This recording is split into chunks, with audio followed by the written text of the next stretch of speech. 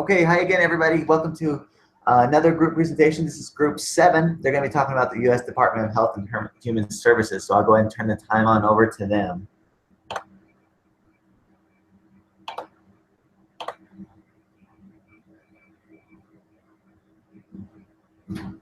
Go ahead and take it away, guys. Okay. I'm not really seeing the first slide. But yeah, we'll be talking about the Department of Health and Human Services. Acronym is HHS. And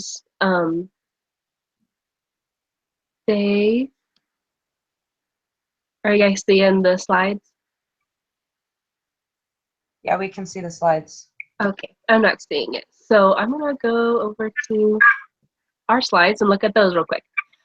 All right, so the first major, they have a main mission of protecting the health and well-being of all Americans, and they do this by providing effective health and human services and fostering advances in medicine, public health, and social services. And in 2014, they set 4 strategic goals to help them focus on this mission and make sure that they're working towards that. And those goals were to strengthen healthcare, advance scientific knowledge and innovation, advance the health, safety, and well-being of the American people, and ensure efficiency, transparency, accountability, and efficiency for the HHS program. And then you can go ahead to the next slide.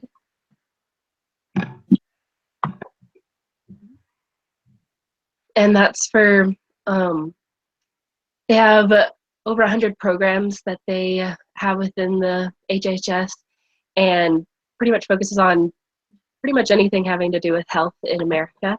And just some of those programs are Medicaid and Medicare, temporary insurance for needy families, prevention and wellness, emergency preparedness and response, public health and safety, and research. And the Medicaid and Medicare, the other group this week will talk about that, but we'll go ahead and talk about some other programs that they focus on in these next slides. Next. Okay, perfect. We are going to talk just briefly about some of the programs that HHS offers. So one of their biggest priorities is to administer health insurance programs so that they can ensure the quality and living of people here in the United States. So they have several initiatives, which include the Affordable Care Act, Centers for Medicaid and Medicare Services, and CHIP. So like we discussed, the other group will be talking more in depth about Medicare and Medicaid, but just briefly, Medicare is a medical insurance program specifically for people over the age of 65, as well as for younger people who are disabled and on dialysis. Meanwhile, Medicaid provides coverage for low-income individuals. Next slide, please. So the CHIP program, short for Children's Health Insurance Program, provides low-cost health coverage to children and families that earn too much money to qualify for Medicaid. There are 8.4 million children currently enrolled in this program, according to a 2015 statistic report. And this program is funded in part by both state and federal grants, and it is managed at state levels. You can find more information for this program at medicaid.gov. Next slide, please. Okay. And the Affordable Care Act of 2010 is focused on allowing individuals and families to obtain low-cost health insurance coverage with the goal that anyone can receive treatment. Their website, which is healthcare.gov, shows different available plans tailored to an individual person and on an individual basis. So just a fun fact, starting January 1st, 2014, health insurance companies could no longer refuse to cover an individual or their child due to a pre-existing condition, which is a condition that has existed before in the past. So it's a known condition. They also could not charge extra for this condition or limit benefits. And so that was one of the biggest pillars with the Affordable Care Act. Next slide. Okay, so for, hang on, let me mute you really quick. Okay, so the next part that we have is talking about the CDC, or the Center of Disease Control and Prevention. So in the beginning of the presentation, we mentioned the programs that the Department of Health and Human Services administers. And the CDC encompasses the goal of prevention and wellness, as well as the emergency preparedness and response. And so the info for the next few slides actually comes directly from the CDC's website. And so, like I said, it's part of their the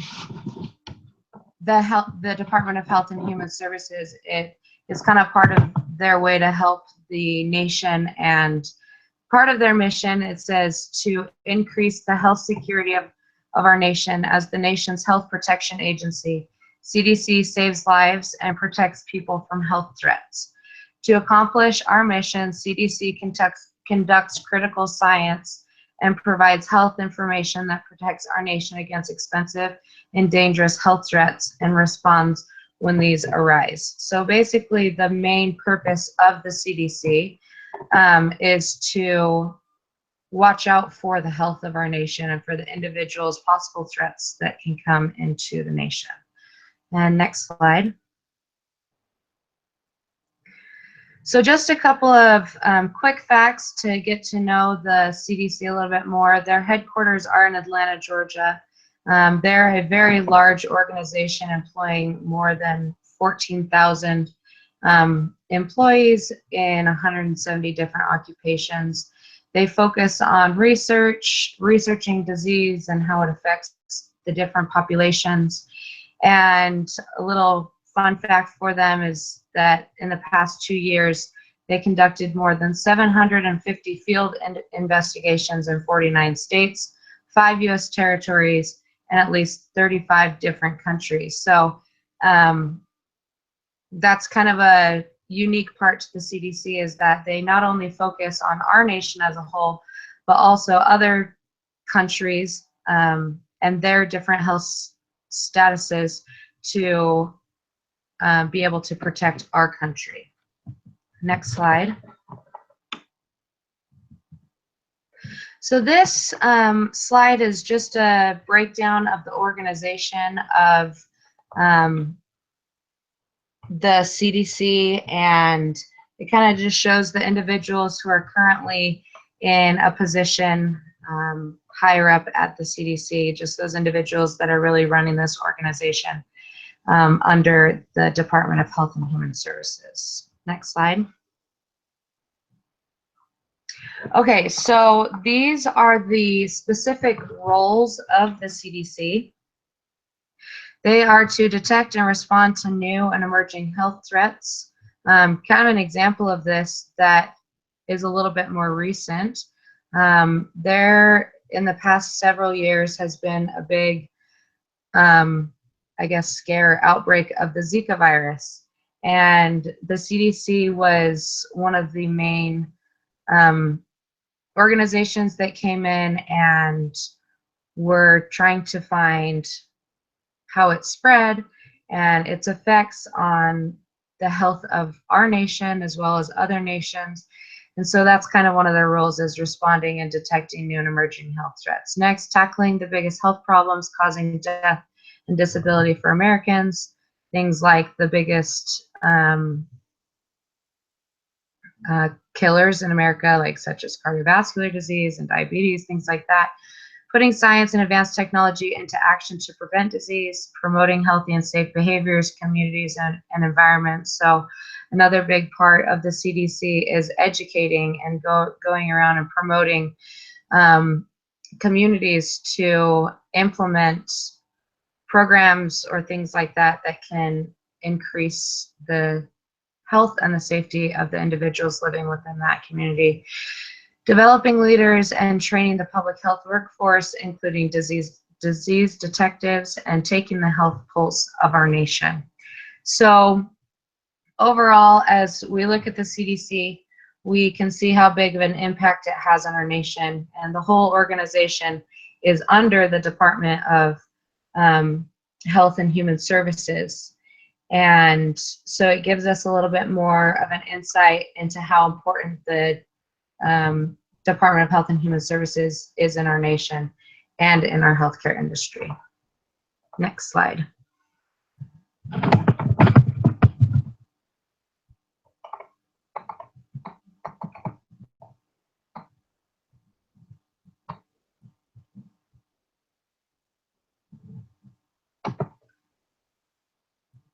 Okay, so HHS administration.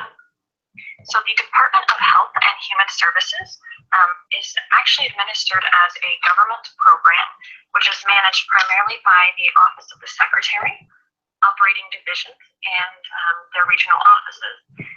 These are government appointed and designated. However, many of the HHS funded services, for example, social services and emergency preparedness, like we mentioned, are determined at local levels by either state or county agencies, as well through private sector grantees. So, next slide, please. Okay, so this slide just shows this breakdown, kind of simplified, of how the HHS kind of is set up. And there's the top two people of the deputy secretary, and then the chief of staff and his secretary. And then there's the whole breakdown of the leaders for each of the other departments. And the next slide, please. Okay. And then all of the department leaders are some of the most qualified servants, public servants of the federal government. Each operating division has an office of directors and administrators. These two people that it shows are the top two, the HHS secretary and the deputy secretary. And these are the highest ranking officials and the secretary leaders. And then if we go to the next slide,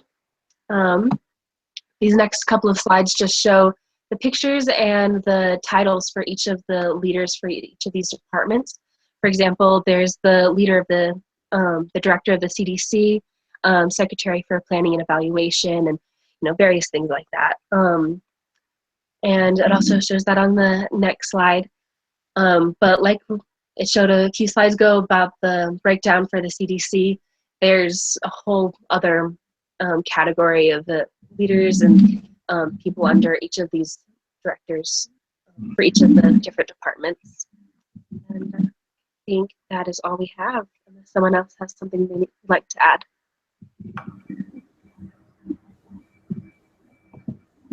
All right, very good job. Well, I promised them at the beginning that we were going to forego any question and answers, so we will stop here. You guys did a really great job. I appreciate your hard work that you put into this. I will let you all go unless you have anything you'd like to add before we sign off.